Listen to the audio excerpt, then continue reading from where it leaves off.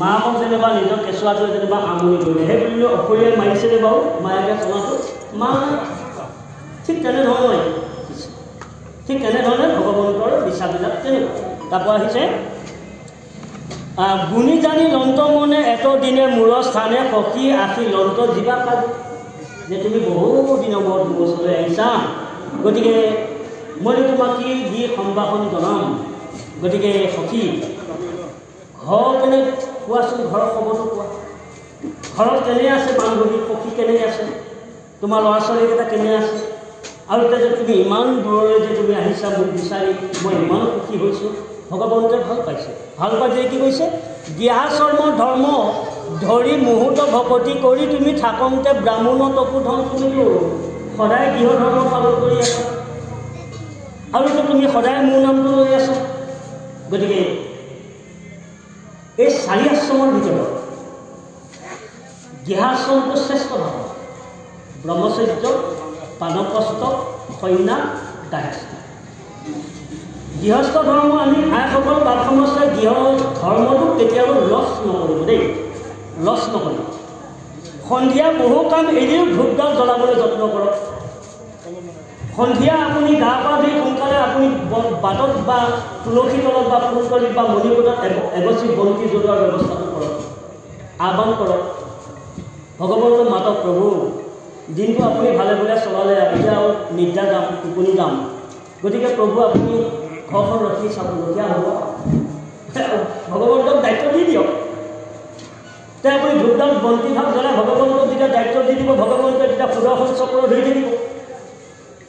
আৰু যদি আমি ভগৱন্তক আপোনাৰ খোৱা বোৱা হৈ সুন্দৰ আনন্দভাৱে খালোঁ শুলো বছ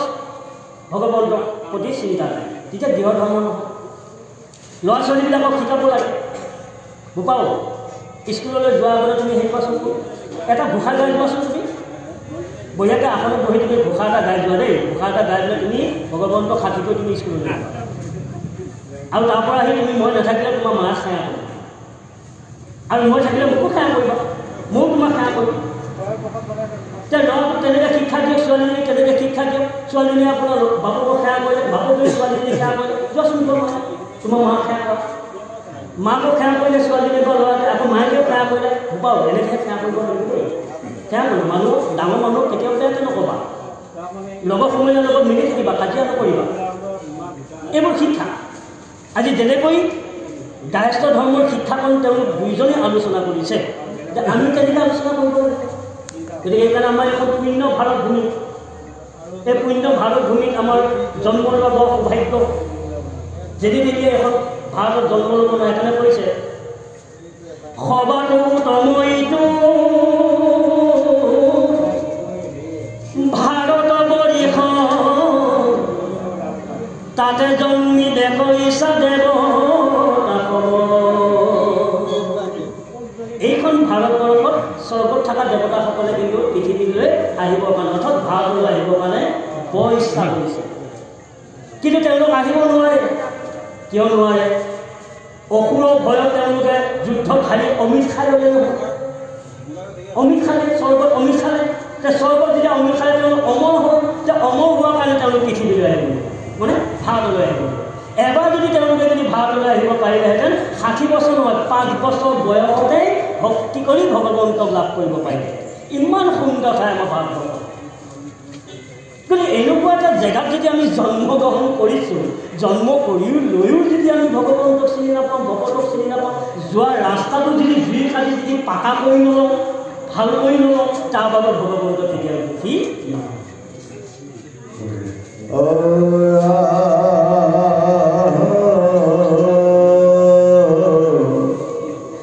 ইদান ব্ৰাহ্মণী শান্তি দৰিদ্ৰ দুখ কৱাতি সহিবে নপাৰি বৰত ৰাখে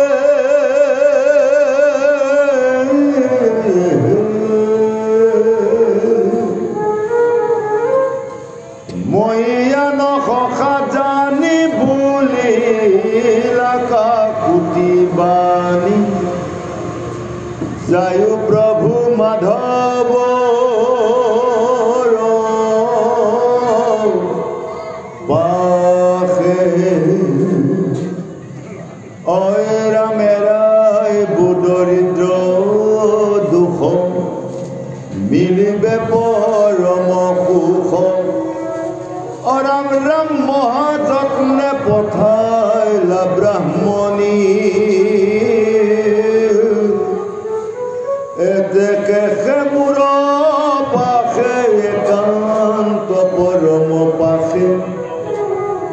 আখিলা ব্ৰাহ্মণ মহাজ্ঞানী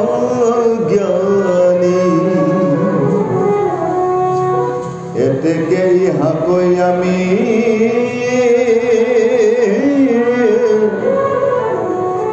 পৰম সম্পত্তি দিয়া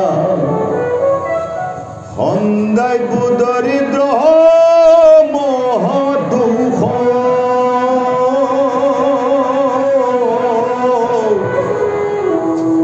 দেবে নপাৱন তজাক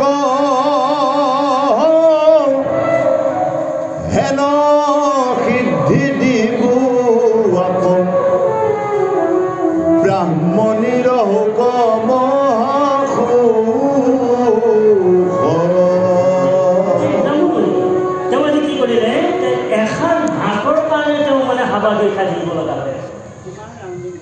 আৰু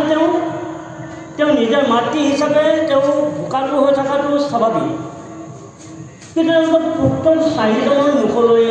মাকে চালে গোটেই শৰীৰটো জৰ্জৰিত হৈ চকুৰে বাট নেদেখা হৈ ইমান দুখ যান্ত্ৰণাৰ মাজতো তেওঁ বৰ্তি থাকি কিন্তু ৰাম কৃষ্ণক কিন্তু কেতিয়াও তেওঁ পাহৰিব পৰা নাই কিন্তু আমি অলপ দুখ পালে বা অলপ কষ্ট পালে আমাৰ কাৰণে ভগৱানটো কণা হৈ আছে লোকৰ কাৰণে দেখা আমাৰ কাৰণে কণা ইমান বিপদত পৰি থকাটো ভগৱানে আমাক বিপদৰ পৰা উদ্ধাৰ নকৰে কিন্তু আমি উদ্ধাৰ পাবলৈহে বিচাৰিছোঁ কিন্তু ভগৱানক ভক্তি কৰিব পৰা নাই আমি ভক্তি কৰিব লাগিব আজি কি কৰিলে এতিয়া তেওঁ নিজৰ সখীয়েকক কৈছে হেৰ' সখী আপোনাৰ পত্নীগৰাকী গোসাঁনীৰে ইমান ভোকাতুৰ হৈ যে ইমান যান্ত্ৰণাত থাকিও কিন্তু তেওঁ যে মোক পাহৰা নাই মোলৈ যে কিবা এটা টুকুৰি বান্ধি দি খেদাইছে আপোনাক গতিকে এই টুকুৰিটো মোক দিয়ক এই টুকুৰা দিয়ক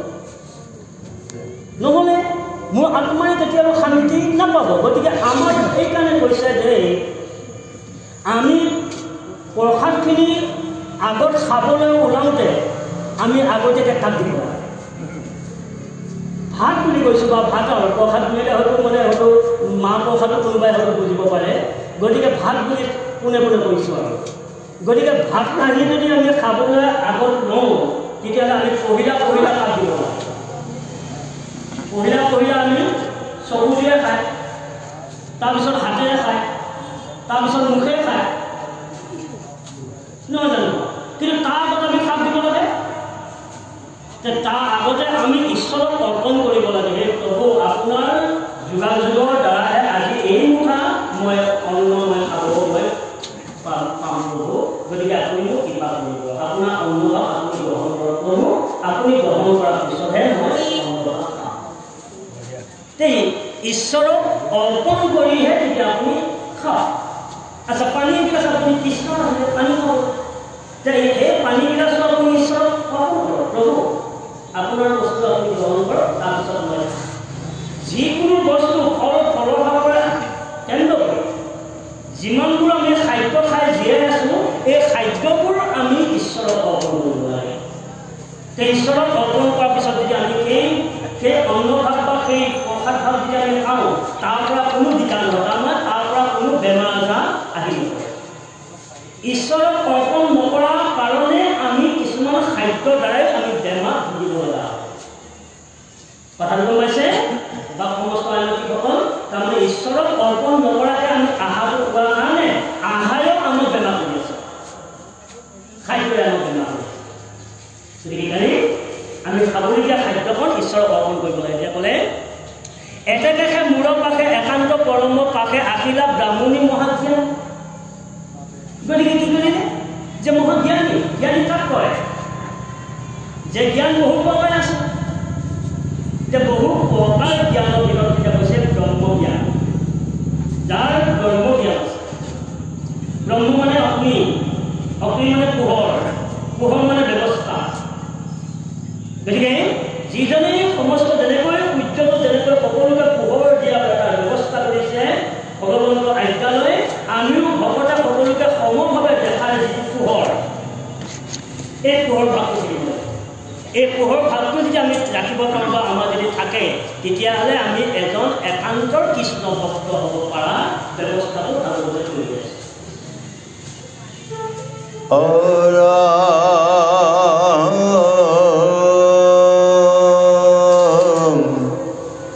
এহিমতে চিন্তি হৰি আখিয়ানি চল কৰি পিপৰ নিৰিখি কাষতলে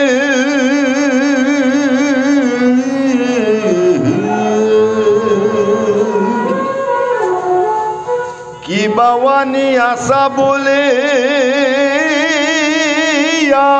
আপুনিয়ে বনমালী চাব দিয়া নীলন্ত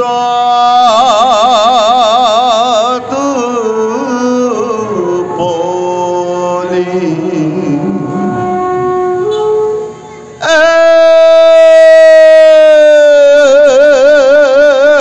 মেলিলন্ত এথে বেথে তিনি উলু কৰনাথে চাপৰি চাহন্ত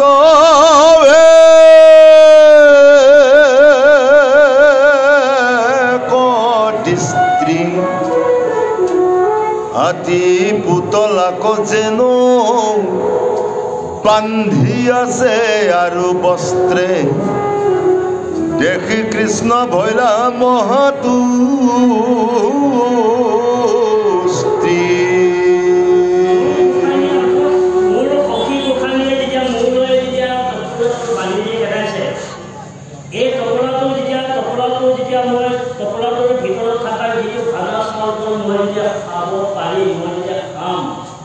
এই যি আইগৰাকীয়ে যি দৈত্যতা হয় যিটো পুঁজি মাটি ভাত নোপোৱাৰ যিটো ব্যৱস্থা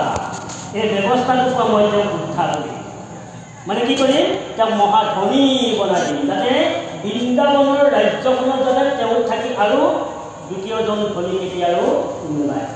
ভগৱন্তে সিদ্ধান্ত কৰি তেতিয়া কি কৰিলে যে তেওঁ ধনী কৰি দিয়া ব্যৱস্থা কৰি তেওঁ কুকুৰাটো আনি তেওঁ নিজে পুলি চাই খাবলৈ বিচাৰে গতিকে আমাৰ কি আমি যদি সদায় যদি ভগৱন্তক বিচাৰোঁ যে ভগৱন্তে আমাক বিচাৰ আমাকো খবৰ ৰাখিব আৰু যদি আমি ভগৱন্তক যদি খবৰ নাৰাখোঁ তেতিয়াহ'লে আমাকো খবৰ নাৰাখে কিন্তু বামুণ ইমান দৰিদ্ৰ হ'ল কিয় জানেনে ইয়াত এটা মহাতত্ত্ব সোমাই আছে বা সোমাই যিজন মানুহে নেকি চুৰ কৰি ঘৰখনৰ বস্তু চুৰ কৰি খোৱাৰ ব্যৱস্থা আছে সি মহা এদিন দুখীয়া হৈ তেওঁ চকু পানী টুকি টুকি ৰাস্তাই ৰাস্তাই যিজনে নিজৰ পৰিয়ালটোক আহ কৰি বস্তু খাই আছে এই ব্ৰাহ্মণেও যেতিয়া খান্দিমণি মণিয়ে যেতিয়া খৰি দিবলৈ পঠাইছিল ভাজা চাউল দি পঠাইছিল কিন্তু বৰষুণ যেতিয়া ধুমুহাৰ বৰষুণ আহিছিল কৃষ্ণ গছডালৰ তলত আছিল জীৱৰ ওপৰত আছিল কিন্তু কৃষ্ণই নেদেখাকৈ কৃষ্ণই নেজানাকৈ কিন্তু ভাজা চাউলখিনি সি খাই পেলালে বামুণে তাৰপিছত যেতিয়া কৃষ্ণই খবৰ ল'লে সখা বোলে আহে গুৰু মাতাইতো আমাক খাবৰ কাৰণে কিবা এটা দি পঠাইছিল বোলে দি পঠাইছিল বোলে কি কৰিলে বোলে হাততে সলনি মাটিত পৰিলে ইপিনে তেওঁ নিজে খালে তেতিয়া ভগৱন্তই ভাবিলে তুমি তোমাৰ যিমানখিনি ধন তুমি পাব লগা আছিল সমস্ত ধন তুমি নাশ কৰিব গতিকে তুমি দৰিদ্ৰ হ'ব লাগিব অন্ন চুৰ কৰি খাইছা এইকাৰণে আইসকলকো কৈছোঁ যদি নিজৰ স্বামী ক'বালৈ দূৰবতীয়ালৈ গৈছে বাৰু স্বাভাৱিক যদি কোনোবা এটা জেগা আহি পোৱা জেগা এটালৈ যদি যাওঁতে যদি আপোনাৰ স্বামী নোহোৱা আগত যদি কোনো আহে যদি আপোনাৰ যদি নিজে আগত কৰি যদি আপোনাৰ কৃষ্ণ যদি নিজে ৰান্ধন কৰি যদি নিজৰ স্বামী আহি নাপাওঁতে যদি নিজৰ পেটটো যদি ব্যৱস্থাটো যদি কৰি লয় তেতিয়াহ'লে সেইগৰাকী আহে গতিকে এইকাৰণেই নিজৰ স্বামী খোৱা বোৱাই লৈহে আপোনাৰ এতিয়া কি কৰিছে পদূলিলৈ তিনিবাৰ আহিব লাগে কোনোবা অতিথি আহিব নেকি যদি কোনোবা অতিথি নাহে তেতিয়াহে আপোনাৰ আইগৰাকী ৰান্ধনীগৰাকীয়ে ৰান্ধি তেতিয়া সেই অন্নভাৱ পোৱাৰ পিছত তেতিয়া কোনো অতিথি আহিলে আৰু অন্ন নাপায় কিন্তু আজিকালি আকৌ আমাৰ এনেকুৱা হৈছে যে আইসকলে আগেই চেলেকি চাইছে মন কৰিব যে নিমখ হৈছিলে আকৌ আগে খাই জুতি চাই দিলে চাই ভগৱন্তকো দিবলৈ থাকিল নিজৰ স্বামীক দিবলৈ থাকিল, জ্যেষ্ঠজনক দিবলৈ থাকিল, সৰু শাহুক দিবলৈ থাকিল, নিমখৰ জুতি চোৱা ভাই এগিলাচ তৰকাৰী খাই দিলে। গতিকে কি এদিন বিপদত পৰিব। গতিকে নিমখ চফাই হওক বা সদায় হওক, তাত ক'ব লগা নাই, এটা হিচাপ আছে। হিচাপ থাকি ঈশ্বৰক অৰ্পণ কৰি যিয়ে প্ৰসাদ খাব সেইগৰাকী বাপজনাৰ, সেইগৰাকী আইগৰাকী নিচিনা ধনীবান দ্বিতীয়জনক হ'ব। গতিকে সেইকাৰণে চুৰ কৰি খালে উত্তম বিধা লগ পালি খাটা। গতিকে চুৰ কৰি খোৱাটো মানে কি হয়, মানে এইটো দৰিদ্ৰৰ লক্ষণ, টকনাৰ লক্ষণ। গতিকে সেইকাৰণে আজি বামুণেও চুৰ কৰি খোৱাৰ কাৰণে আজি তেওঁ নানান কষ্ট ভোগ কৰি যোৱাৰ পিছত তেওঁ বিধি পথালি হোৱাত তেওঁ মানে ঈশ্বৰে কৃপা কৰি তেওঁ এতিয়া ধনী বনাবলৈ ব্যৱস্থা কৰি আহিছে। ৰামলো তাই নিবেচোৱা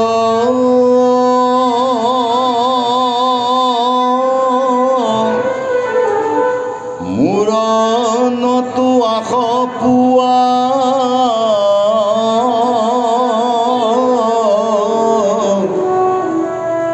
শুনা সখী কহো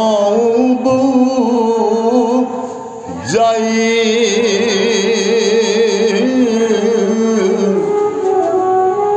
তুমি প্ৰিয় ভকতৰ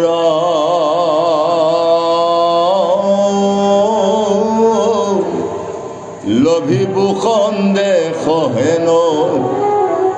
মোৰ আনন্দ ৰখি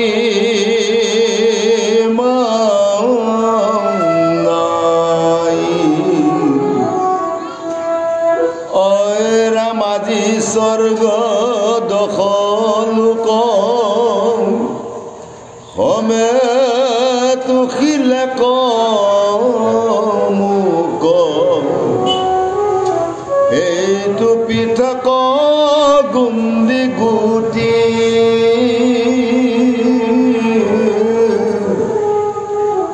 এহি বুলি কৃপা ময় মুখ মেলি আচম্বিতে হৰিষে ভুঞ্জিলায়ে কমুঠি।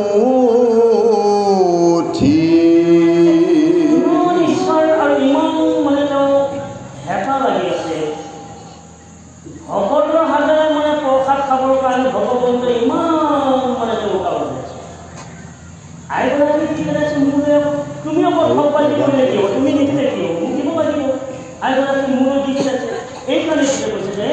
ভগৱন্তই লক্ষী হাতেৰে ভগৱন্তৰ খাই যিমানখিনি তৃপ্তি পায়, যে ভকতৰ হাতেৰে খাই ভগৱন্ত আৰু তৃপ্তি পায়। আৰু ভকতে ৰান্ধি দিয়া বা ভকতে আগবঢ়াই দিয়া প্ৰসাদখিনি খাই যিমান সন্তুষ্ট হয় ভগৱন্তৰে, কিন্তু লক্ষীয়ে কিন্তু দিলে কিন্তু ভগৱন্তই সিমান সন্তুষ্ট নাপায়। কিয় নাপায় জানেনে? কাৰণ লক্ষী দাস কেতিয়াও ভগৱন্ত নহয়।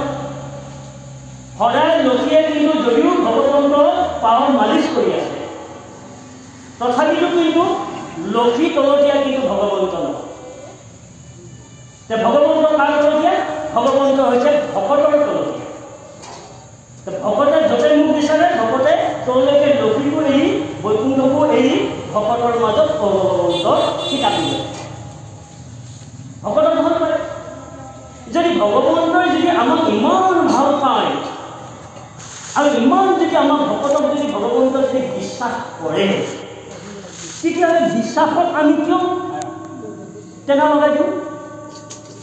আমি বিপদত পৰিলে ভগৱন্তক কিয়, আমি সুখত থাকিলে আমি ভগৱন্তক কিয় আমি মনত নকৰে?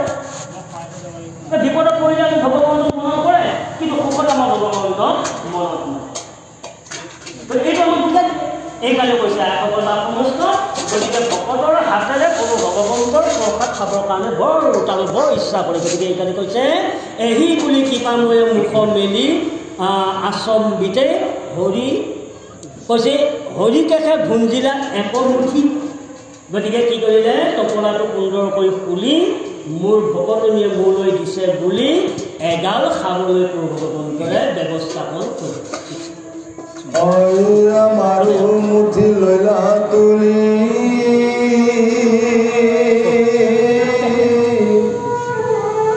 ভাল চাদ ভুঞ্জু বুলি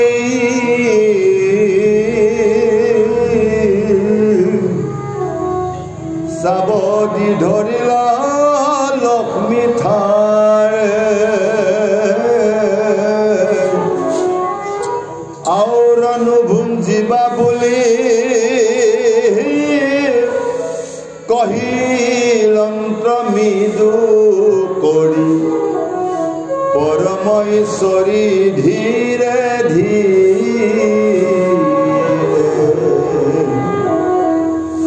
আৰা শুনা জগতৰ প্ৰাণ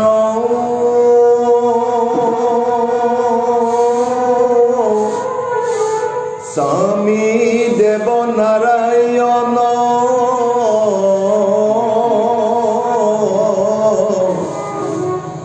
কোনে জানিবে কত লীলা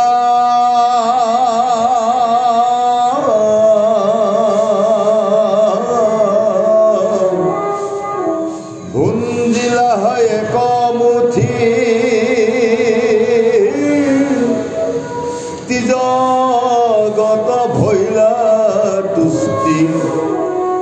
বিপ্ৰক সকলো সিদ্ধি দিলা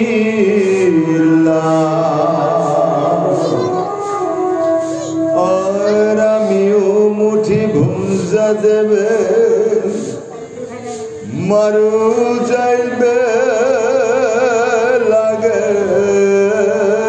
দেবে প্রভু ব্রাহ্মণ কেবি বাক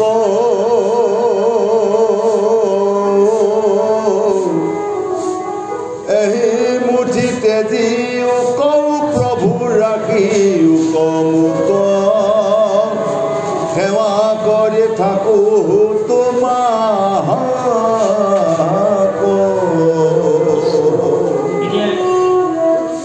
ভকতৰ বৎসল হৰি ভকতৰ বৎসল হৰি প্ৰভুৱে সেইটো যেতিয়া টুকুলিটো যেতিয়া খুলি পেলাই যেতিয়া এমুঠা খালে লক্ষীয়ে মানে তেল আনি চায় ইমান সোৱাদ পাইছে প্ৰভু ভগৱন্তৰে মানে জগতৰ সোৱাদকণ সেই চাউল মুঠাতে আছে সেই সোৱাদৰ পৰা মানে তেওঁ আকৌ মোহিত হৈ পুনৰ আৰু এডাল মাৰিবলৈ বিচাৰোঁতেই যেতিয়া লক্ষীয়ে ভাবিলে যে সবলত হ'ব এতিয়া আজিৰ পৰা মই স্বামী সেৱা কৰিব পাৰিম আৰু গৈলৈ কি মই মানে অন্যৰ লগত মই সেই ব্ৰাহ্মণৰ ঘৰত মই পৰতলকীয়া হৈ ৰ'ব লাগিবগৈ গতিকে এইটো কেতিয়াও হ'ব নিদিম এই বুলি ততাতৈয়াকৈ ভগৱন্তৰ ওচৰত মানে গাল মাৰিবলৈ খোজোঁতে থাপ মাৰি লক্ষীয়ে মানে হাতত ধৰিলে ধৰাৰ লগে লগে তেতিয়া মানে ভগৱন্তই ভাবিলে লক্ষী তুমি কি কৰিছা এইটো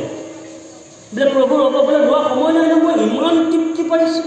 ইমান ভাল লাগিছে তোমাৰ লগত মই ইমান দিন বসবাস কৰিলোঁ কিন্তু তুমি এনেকৈ কেতিয়াও তুমি মোক সান্দহ খুৱাব পাৰা নিশ্চয় কিবা এটা বিজুতি নহয় কিবা এটা হ'বই গতিকে ইয়াত ইমানো সুন্দৰভাৱে বনাই দি খেদাইছে গতিকে মই খামে বুলি যেতিয়া মানে তেওঁ খাবলৈ জোৰ কৰিছে জোৰ কৰাৰ লগে লগে তেতিয়া লক্ষীয়ে ক'লে প্ৰভু আপুনি আপোনাৰ মই দাস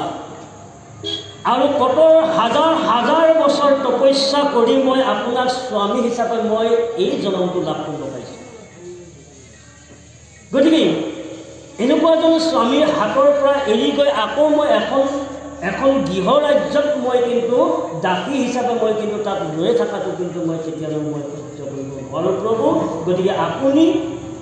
আপোনাৰ লগত মোক থকাৰ এটা ব্যৱস্থা কৰক বোলে কিয় বোলে এই মুঠি খোৱাৰ লগে লগে মই তালৈ যাব লাগিব তেতিয়া লগে লগে ভগৱন্তই মানে কি কৰিলে সেই মুঠিটো বাদ দিলে এইটো পৰীক্ষা কৰিলে ভগৱন্তই পৰীক্ষা কৰিছে লক্ষীয়েনো কি কৰে বাৰু চাওঁচোন মোৰ প্ৰতি শ্ৰদ্ধাৰ লক্ষী আছেনে নাই গতিকে আমাৰো এইটোৱে কৈছে আইসকল বাৰু সকলো আহিছোঁ গতিকে এমুঠি এহি মুঠি তেজি মোক প্ৰভু ৰাখি মোক গতিকে এই মুঠিটো আপুনি ত্যাগ কৰক আৰু আপুনি মোক ৰক্ষা কৰক সেই প্ৰাণনাথ আপোনাৰ চৰণত মোক সেৱা কৰাকণ মোক সুবিধাকণ দি দিয়ক যাতে সদায় আপোনাৰ মানে মই এই অভয় চৰণ কেইখনত মই শৰণ লৈ যাতে মই সদায় যাতে আপোনাৰ চৰণৰ তলত মই যাতে থাকিব পাৰোঁ তাৰ ব্যৱস্থাটো আপুনি মোক কৰক এতিয়া আমাৰ আকৌ আইসকলৰ বা বাপ সমস্ত এনেকুৱা হৈছে নহয় ন যদি আইসকলক যদি কয় কোনোবা যদি নিজৰ গৰাকীজনে যা আজিৰ পৰা তোৰ নিচিনা যদি নালাগে বাহিৰ বুলি কোৱাৰ লগে লগে বাহিৰ আহিব এনেকৈ। এতিয়া লক্ষীয়ে কি কৰে? লক্ষীয়ে কি ক'লে? এতিয়া কৈছে কৃষ্ণই বাদ দিলেও লক্ষীয়ে বাদ নিদিয়ে। এতিয়া আকৌ আমাৰ আইসকলে আকৌ নিজৰ জীয়াইকে হয়তো বাদ দিলেও এতিয়া বাহিৰলৈ বাদ নেদাওঁতে আইসকলেও কিছুমান বাদ দিয়া হৈ গৈছে। গতিকে বেয়া নকওঁ আৰু। গতিকে এইকাৰণে